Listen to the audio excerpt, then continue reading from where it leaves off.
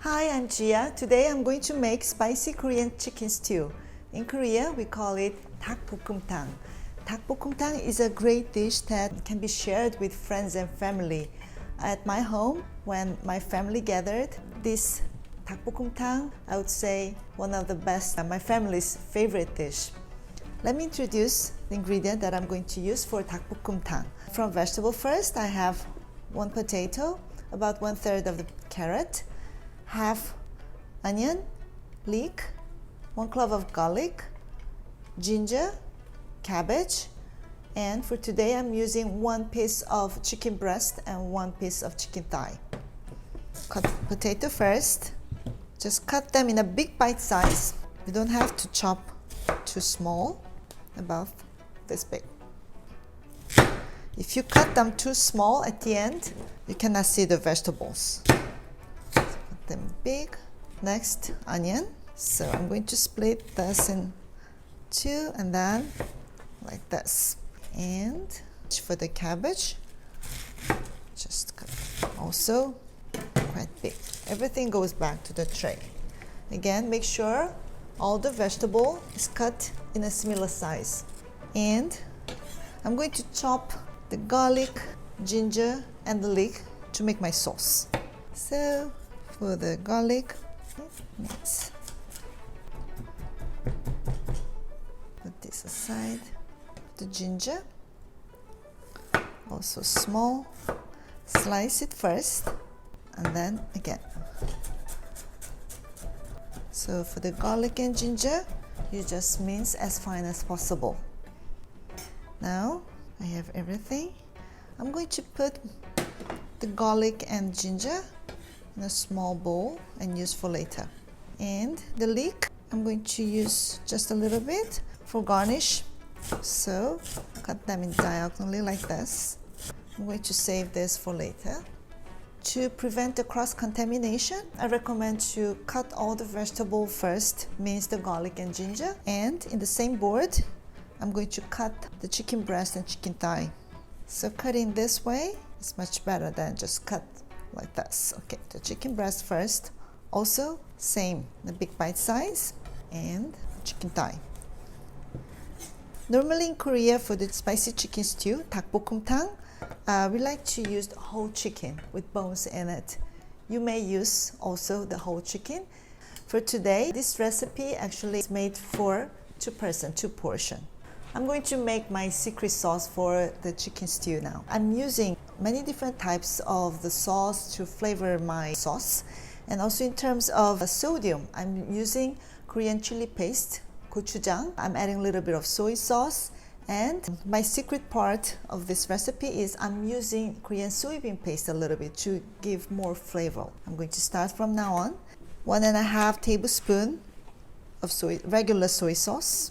1 tablespoon of rice wine. If you don't have rice wine at home, you can substitute to a dry white wine. I'm adding Korean chili paste, 2 tablespoons. Korean soybean paste, doenjang, just a little bit. This is not a must ingredient, but if you can get it and add by adding a little bit of soybean paste, again, makes this recipe much better. I'm going to add minced garlic and ginger to it and a little bit of sesame oil. Mix. I forgot to add ground black pepper, of course.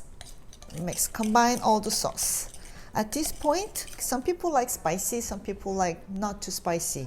I like a little kick, so if you like spicy food, you can add a little more of chili flakes, gochugaru to it.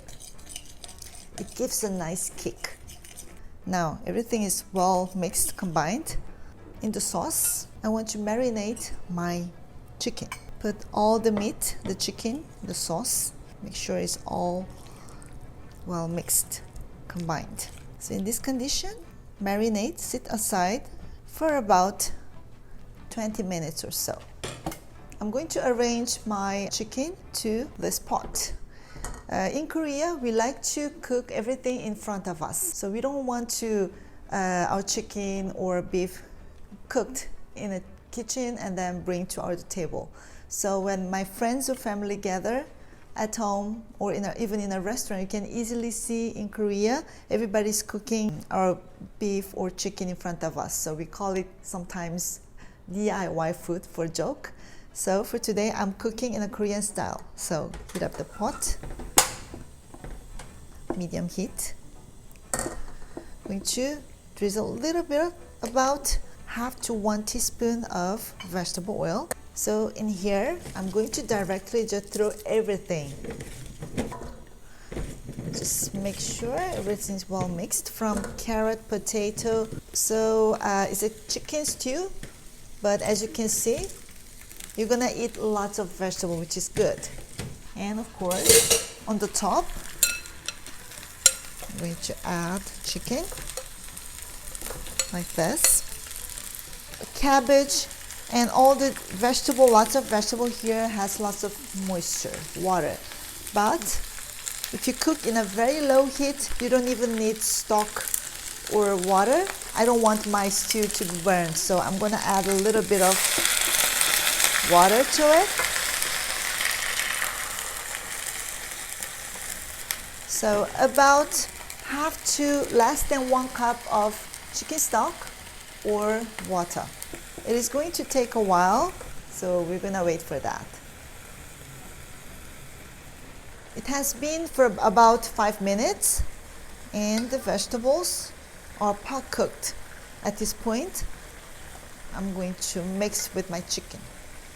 So all the sauce that I made, I used to marinate my chicken, but it has to go to the vegetable as well, so make sure it's all well mixed. So making this way, I can really reduce the oil, the fat. It smells a little bit spicy. Good. I'm going to wait for another 5 to 10 minutes until my potato and the chicken they're fully cooked. Now I think it's like part cooked, half cooked. At this point, if your stew looks too dry, I don't want to burn my stew, right? So what you can do is add a little bit of broth or water. Make sure they don't burn. My chicken stew is almost done. I'm going to sprinkle the sliced leek or green onion on the top.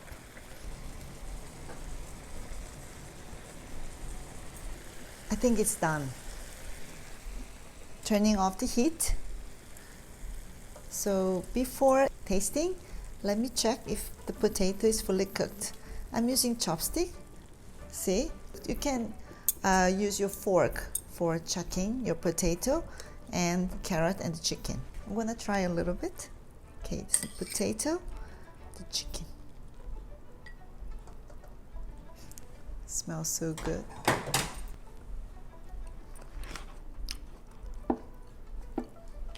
And the chicken. Spicy and so flavorful. If you like chicken and if you like spicy food, you should try this recipe. It's a must recipe. Thank you for watching. See you next time.